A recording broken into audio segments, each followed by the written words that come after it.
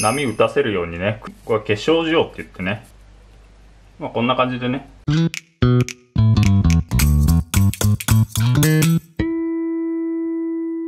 鮎の塩焼きのね、焼き方と、どうやったらね、綺麗に食べられるのかね、綺麗に食べるコツを、紹介しようと思います。鮎はね、みんなそのまま焼いちゃうこと多いと思うんですけど、結構ね、こうやって、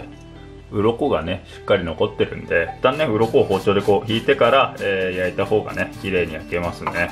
結構鮎ってね、旅館とか行くと背干しって言ってね、生でお刺身で出てきたりするんですけど、基本的にね、鮎は川魚なんで寄生虫がいるんで、生で食べるのはやめた方がいいですね。一旦ね、水で洗います。鱗を落として洗ったら、このままね、塩振って焼いてもいいんですけど、串打ってね、焼いた方がうちの焼き物に動きが出るんで、串打って焼きますね。左を向けて盛り付けるんで、裏側ね、だから頭右に向けたこっち側から串打って、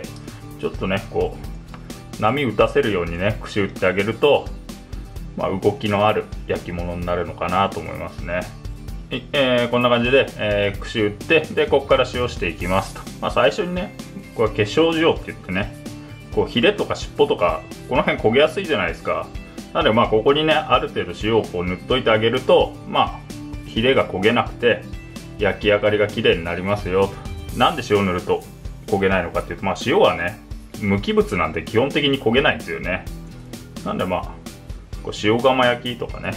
化粧塩したら全体にね、塩振ってここから焼いていきますと。鮎って内臓ごと食べれるじゃないですか。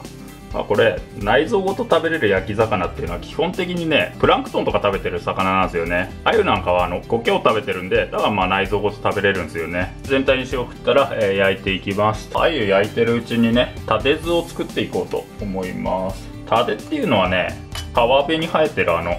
タデ食う虫も好き好きっていうね、苦味のある植物なんですけど、鮎の焼き物ととっても相性がいいんで、よくね、料理屋さんなんかで出てくるんですよ。細かく刻んであげて、で、すりこぎですってって形で作っていきますね。細かく刻んだらすりこぎですりつぶしていきます。すりつぶせたら、これ好みで塩一つまみ、お酢を加えて、でまた今度ね、このまま混ぜ合わせていきますと。で十分にね、こう、混ざったら、タデ酢完成ですね。全体に焼き色ついたら、完成です。串打ってるじゃないですか。串外す時は押さえながら、こう串をね、軽くね、こうくるくるっと回してあげると綺麗に外れますんで、こんな感じで外してくださいと。で、焼き魚ね、鮎の塩焼きはこれで一旦完成で、ここからね、鮎をきれいに食べるにはどうやって食べたらいいかっていうのを紹介しようと思います。左手を使ってやるんですけど、左手使って魚を押さえたりするんですけど、食べてる席でこう魚を素手で触るのに抵抗がある方は、これ返しね、ちり紙代わりに使う紙みたいな和紙があるんですけど、返し使ってこうやってあげるといいんじゃないかなと。言えばお店が出してくれると思うんですけど、基本的には自分で持ち歩くものっていうイメージが強いですね。まずね、一番最初はこう尻尾を落としますと。次にね、ヒレをこう抜いちゃいますと。押さえて引っ張れば簡単に抜けますんで、背中とだからお腹のヒレを取っていきますと。こんな感じでね、ヒレの根元持って引っ張ると簡単に外れるんで、ね、ここの最後残ったヒレも外しますと。こういう状態になったら、今度身をね、こう上から押していきますと。全体押したら今度鮎立てて背中から押していきますと。最後裏返してこっち側もね、軽く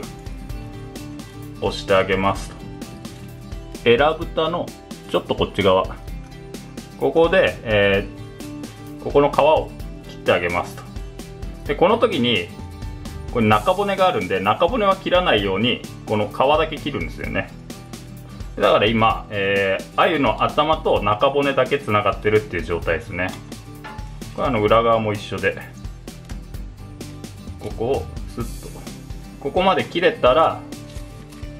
ここでね、鮎の頭を持ってこう上から押さえながら、引っ張りますと。中骨を、スッとね引っ張ると、こんな感じでね、スルスルっと中骨が抜けるんで、こんな感じでね。あとはこれね、こっちはもう骨がなくなってるんで、あと食べるだけですよ。この頭とか取った骨なんかはこうお皿のね、ちょっとお皿ちっちゃいじゃないですけど、お皿と一緒に置いとけば、こうね、お皿下げる時に回収してもらえるんで、こういう状態になるんで、あとはね、箸で切りながら食べれますよっていう感じですね。返しとか持ってると、ちょっとね、